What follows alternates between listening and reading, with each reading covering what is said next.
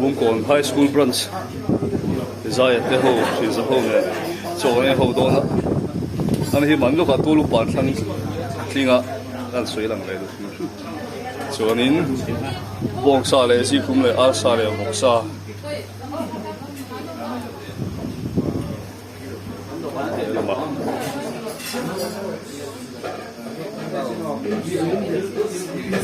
uy bốc em tại hiện bốc xa chỉ là ngon rồi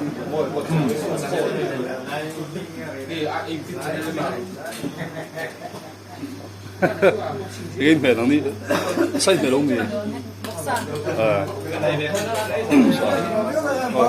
mà cuốn với thằng hắn làm kim lồng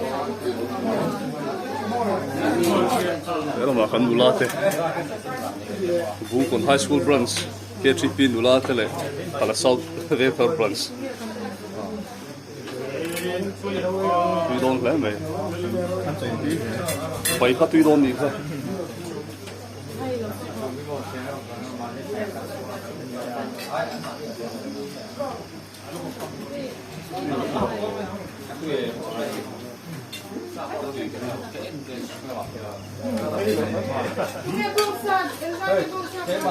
tên là lọc đấy.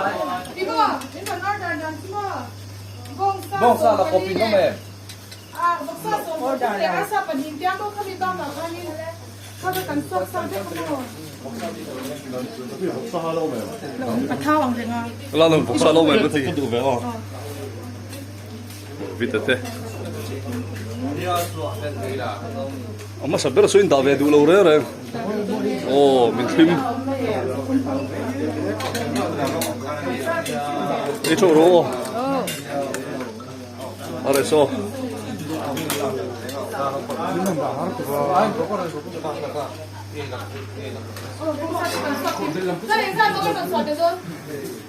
Tôi chỉ phi đây thì lâu mì. Đấy bọc sập thì là hai. Là nó chịu. Bọc sau là lệ to. Ai bộ cái này về lâu này đi.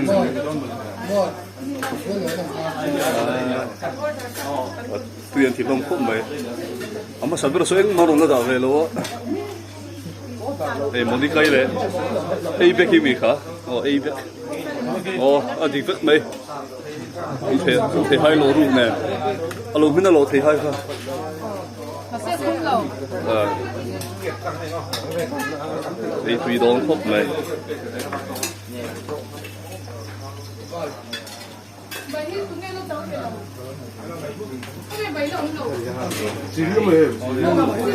Luôn là súng.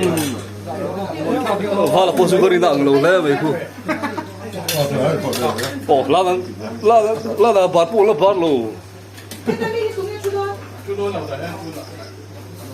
Chỉ bị bơi rượu trap to này gì hết.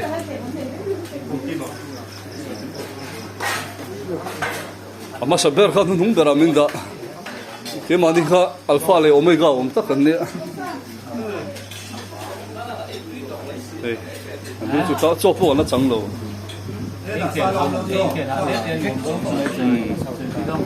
Tấm đề lâu khúc này, khu còn high school ven branch.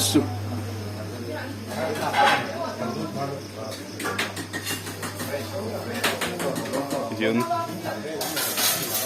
KTP là South Vector branch này, vùng còn high school KTP committee thế về committee chín. Futsal te kan khel hoa nuwa choi ho na kan nei le a important jok nan rong bol te po kan ver thia that nan futsal khel zo to nuwa chok an ei ho le ni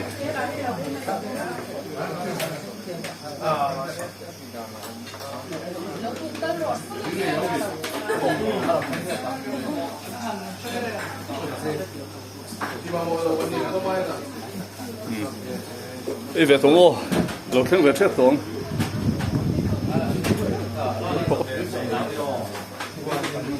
ini số đông to thấy thấy chịu mà hạt bộ cho bộ nó này về lâu vai biết hát phim mi ta phải hụt from don cho nên ngày thế này hiện tại với mấy chiều là thôi này nula hu chu teng vek mela bung kon high school big chu